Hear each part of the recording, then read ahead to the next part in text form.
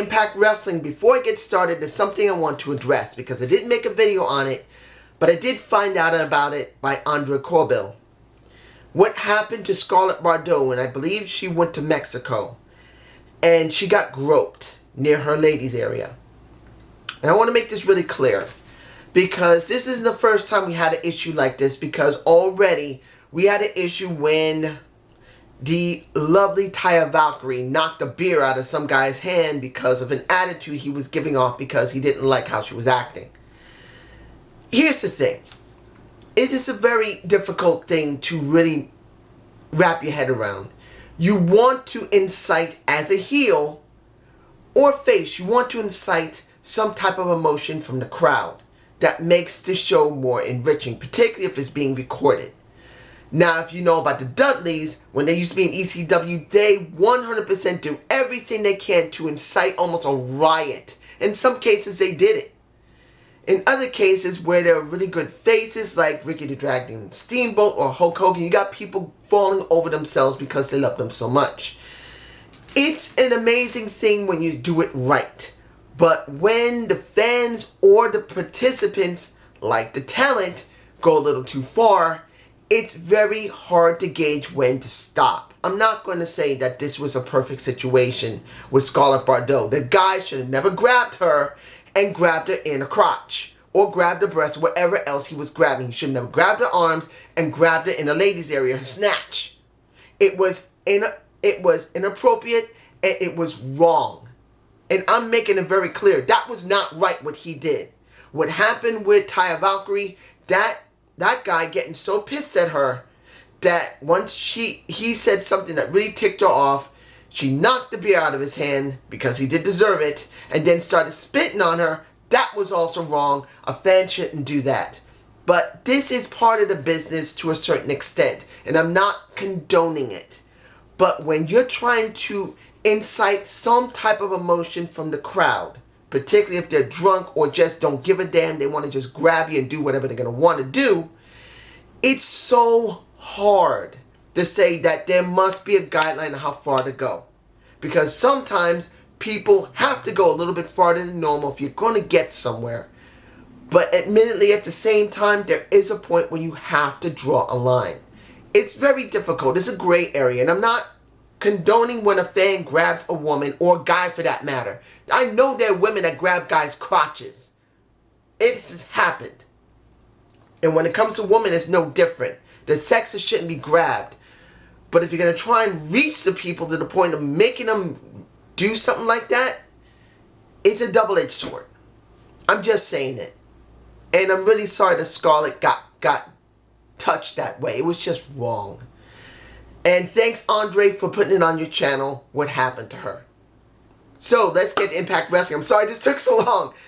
Was this a good show? Hell yes, it was. It actually was a very good show. Now, mind you, there's certain things about the storylines I still don't like. But, and I do say this with a caveat, even though this was not great for me personally, they are putting the best effort behind it compared to the WWE at this moment. And I'm saying this very clearly. At this moment, the WWE is not giving us what we want. But Impact, yes, it's not exactly what we want, but it is something that we've been wanting. A more grittier show that has better storylines and good wrestling. Now, Dinahs versus the North. I like the North a little bit more than the Dinahs. Dinahs are funny as hell. But the North, I feel, are the ones that probably will get better traction as wrestlers compared to the Dinahs as wrestlers. Not because they're not as good, but at this moment, the North has been around longer. The Dinahs have really not been getting a lot of TV time. Yeah, they got a couple of backstage segments. Yeah, they've dealt with the Dempsey Hit Squad, which I'll get to in a minute. But it just feels like the North is a little more developed. The match was very good. And you got, I believe Josh Alexander got his head busted open. This in my face. In the end, the Dinahs lost. But does this really mean the North is the right people to go up against LAX at one of the other pay-per-views before Slammiversary? I don't know. I don't really feel like they're the best team to go up against LAX because they've already dealt with LAX at one point. So it just doesn't feel great, honestly. And I know that Moose was mixed in with it, but it just feels like Moose and Killer Kross should have been the ones to actually be dealing with LAX and really give them a real run for the money. I still say that. I'm going to stick with it. Now, let's go to what I was just talking about with the Dinahs. Once we got the Dinahs, looks like they were at our bar. They were pissed off. They didn't get what they wanted because they wanted to win against the North. The Deputy Hit Squad comes in and pretty much tries to piss them off, saying that you're nothing but damn country hicks, stupid rednecks, and can't do a damn thing. I'll say this, at least they're trying to give us something compared to the WWE. At least they're trying to give us a feud that we could try to be invested in. Am I invested in this feud? Honestly, no. We're not really doing anything with the Deputy Hit Squad. They really haven't done anything. The most they did within the last 2 years is when Gamma was trying to get these boys into shape. Which I did feel like it was something better than what they have been doing. But as it stands, the story for me isn't really interesting. Let's move on to Johnny Bravo opening his mouth with the other refs, pretty much saying, me and my boy Johnny, we get whatever we want. He is my hero. I love the guy, and this fellow is in my face. His fellow refs are just laughing their asses off at him. And then he opened his mouth saying that if Rick Swann was here, I would kick his ass. And Rick does show up. Johnny Evil shows up. And then Willie Mack shows up. And now, Willie Mack and I don't know how Johnny Bravo is going to work in the ring. Because pretty much Rick said, if you guys think you're so great, let's go in the ring. And it was Johnny who stuck his foot in his mouth, not Johnny Evil, which is Johnny Impact. I can't stand saying Impact. He pretty much put his foot in his mouth saying, we can handle it. I just don't know how to feel about this. Because, honestly, you're overexposing Willie Mack. You're overexposing Rick Swann. You're overexposing Johnny Evil. I just don't like to see them in this situation. I would like to see Willie Mack move away from Rick Swann and do something on his own. Honestly, I do. Because they didn't do anything with Willie Mack going to OVE much. And then you should have turned Rick Swann heel with OVE, which would have given us a new dynamic. You didn't do that, Impact. So as it stands now, I think Willie Mack should move away from Rick Swann.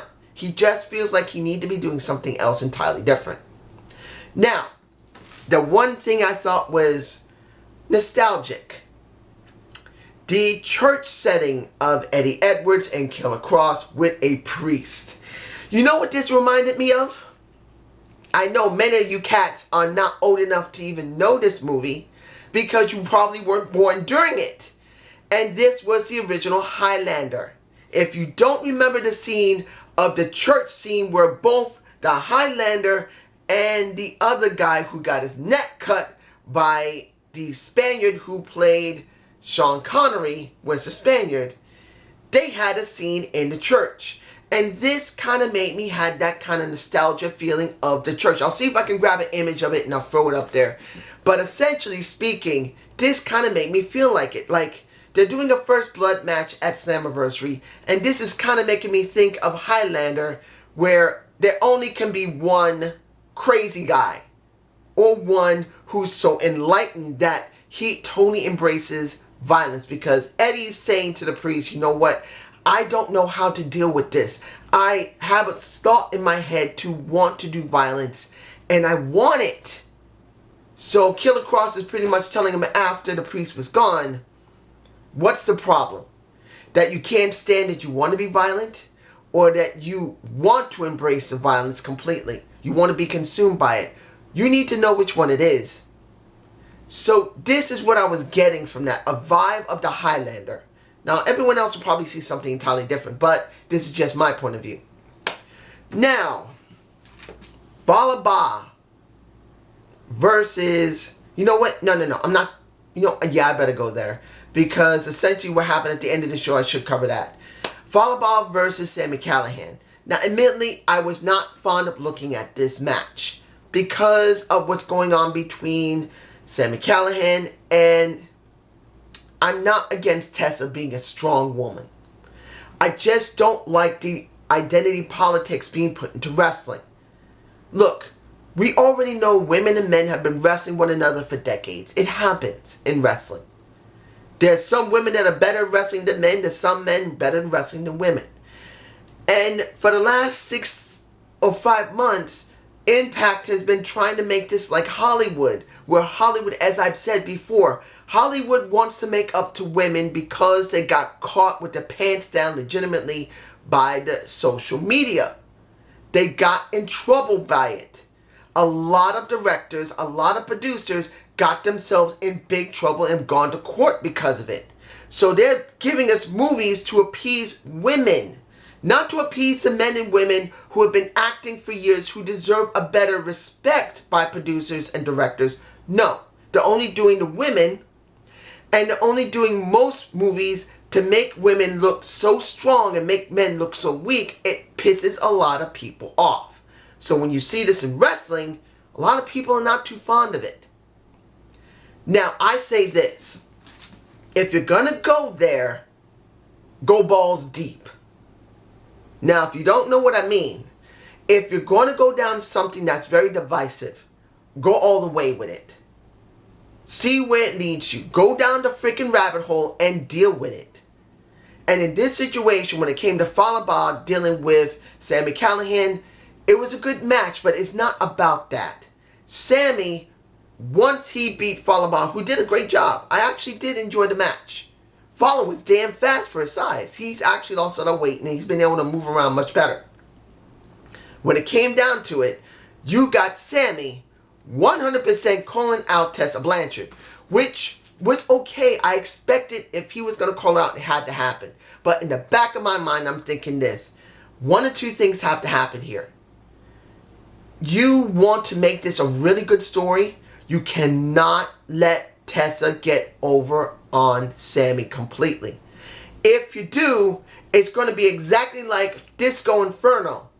And that really ticked off a lot of people, that Disco Inferno got defeated so quickly and there was no real story behind it. Even though they were trying to make it, once a guy gets beaten that is way bigger than a woman, and it should be that the guy should at least get a good amount of defense before the woman rallies like a real face, no matter if you're a man or a woman, to rally and really to overcome a diversity. That's what it would work. And it wasn't like that with Disco Inferno, so I didn't give a damn. So I felt in the back of my mind, one or two things had to happen. Sami had to beat the living crap out of her. It didn't make no difference if you think it's wrong for a female wrestler to get beat up by a male wrestler. If you're going down this road of this story, you gotta let him kick her ass. Beat the shit out of her. And to a certain extent, that happened. He called her out. He told her off. He kicked her straight to her sternum and her boobs. Yes, she got back up. She tried to mount a defense. Did Chris come out?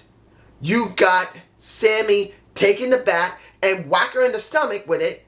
And then, again, he pile drives her and messes her ass up. And she is laid the hell out. As she's supposed to. She's a face. We need a face that can be able to overcome diversity. Or not diversity. Adversity. There you go. And if she didn't do that, if she was able to face all three of them and push them away, then this story was total crap. By her getting destroyed was perfect sense, and I'm very approving of it. But do I approve of this type of politics being implemented into this wrestling storyline? No. I just don't want to see that they're saying a man is way better than a woman, because they're doing this in movies. They're doing this in TV. It's actually very boring to me. If a woman's better than a man, a woman's better than a man, fine. If a guy's better than a woman, a guy's better than a woman, fine. If you're going to depict this in movies or television, do it tastefully. Make it make sense. Not so one-sided and making men or women look dumb. Now, let's move on. LAX and the Dakota Kid, what was his name? I can't pronounce the guy. I'm just calling him Kid. It's the same thing as before. The same thing the last time I saw him. I always forget how to pronounce his name. I just call him Kid. against the Rascals. Now, here's the thing. I really am not fond of this situation with LAX versus Rascals. I didn't want to see the Rascals go up against LAX because the Rascals have been booked so badly. They already got beaten by LAX once before. Yes, they pissed off LAX enough to actually have another match. And in this situation, which was a good match, they won it. But what does this really give us? It doesn't give us anything new. I don't feel like anything is new. As I said in the beginning of this review, I'd rather see Moose and Killer Kross go up against LAX, two very large guys. And a Moose and Killer Kross give these guys a real mugging, a real beatdown, where they cannot automatically just beat them because the other guys who do luchadori or strong style wrestling. It is two big ass guys that just kick your ass. And now you're going to have to find a way to get around the problem. And I just feel like that's what they really need for the tag division. They need two big ass guys to just wipe everybody out. And they're going to have guys that's going to have to really face adversity. That's just me. If you guys think I'm wrong, just tell me below. Madison Rayne and Kiera Hogan have their moment. Was it good? It wasn't bad. I'm hoping this will establish a heel Kiera Hogan. I'm not going to explain what the entire context of the interview was and then Kiera coming into it. You don't really need to fully know the entire thing. This is what it comes down to. This is about Kiera Hogan being established as a heel. She's been a face for quite a while. And now she needs to be a heel now. And if you can't get her over with a Madison Rayne, you got a major problem.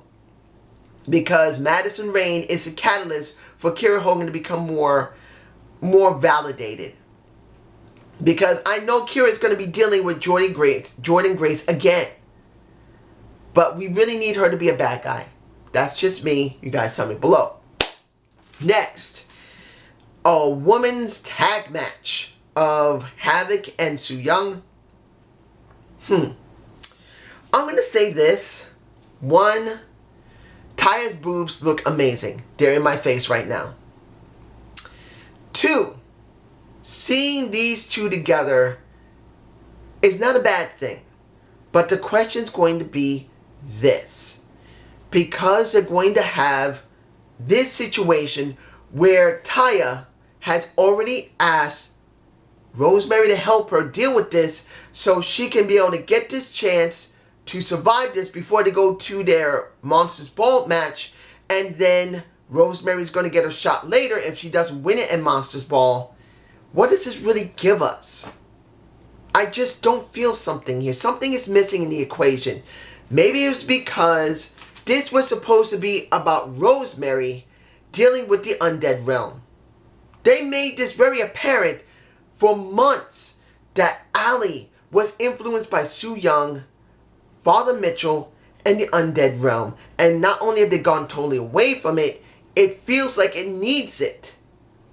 I just feel like this is just spinning on the wheels. For me personally. It feels like Rosemary is kind of irrelevant in this situation because this is not really in her element. The Monster Ball match, yes, it's in her element. But once you go past that, what does this really mean? Is Havoc part of the undead realm? It's never been clarified. We know Su Yung is part of the undead realm, but it doesn't mean that we have closure in that. And I really think if they're going to try and do something with Rosemary, they need to deal with it. Particularly that Havoc during the match says, is this girl the new bunny? Because she's talking about Taya. Is this your new bunny? Is this the one you're going to get killed? And then you see Rosemary get angry and the match gets DQ'd. Double count out. No, not DQ'd. Double count outed. Because that's what Josh said. It sounded like it was more of a DQ than anything else. But anyway, what it comes down to is this. What do we have? We don't really have much here. But you did get a great set of boob shots, which is in my face again. Now, the final thing I'm going to talk about is Brian Cage coming back. Now, I'm sure I'm forgetting other stuff in the show. If I am, I'm sorry. But Brian Cage is back. The doctor says he's not cleared, but he still goes to the ring, and he pretty much says, I'm going to Slammiversary. I don't care what anyone says. It's going to happen.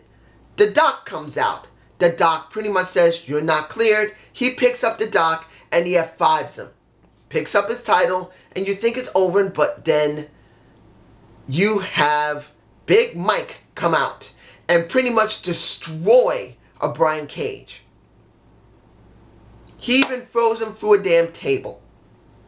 Then you got the Don Callis going to check up on Brian Cage, and he gets his head knocked off by the Elgin himself and then thrown into the ring.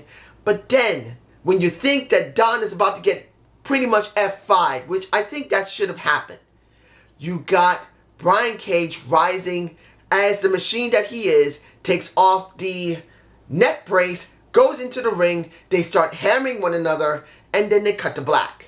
But I'm going in disrespect.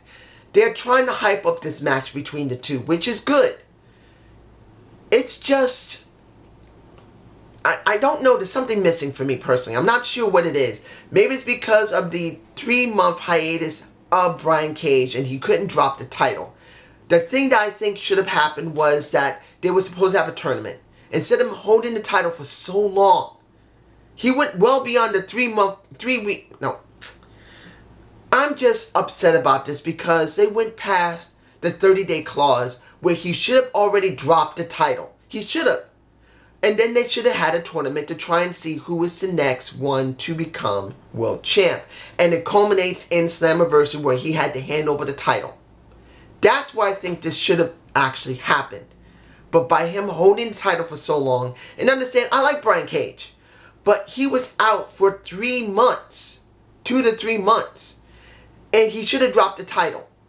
And because he didn't drop the title, Big Mike had to be in filler matches and filler feuds. And that's where I think the problem is for me personally. Does this mean the match between them is going to be bad? No, it could be good at Slammiversary, but I just don't feel the story. Other than that, was this a good show? It was. It was a good show that you can easily watch and you can enjoy it. Mind you, there's certain storylines I don't agree with and certain feuds I don't agree with, but this is way better than WWE that they're giving us right now. This is just how I feel. But you guys tell me below. Have a good day. Have a good night. Peace. And I'm hoping that if you are seeing this, it will be done in the same night because, as I said in my previous video, my internet has been driving me insane. And I know one of my commenters said, you look off. Well, let's see how you feel if your internet keeps going off. Turning back on. Going off. Turning back on. Getting a tech to come out here. A cable guy to come out here. And he can't get in the back of the building. Call for another one. He can't get in the back of the building. Not my fault, not his fault, because ain't nobody there. And then another guy comes in, splices some cables, doesn't do anything, and now again, it's still the same problem, and they can't get in the back to check the cables. Wouldn't you go a little off?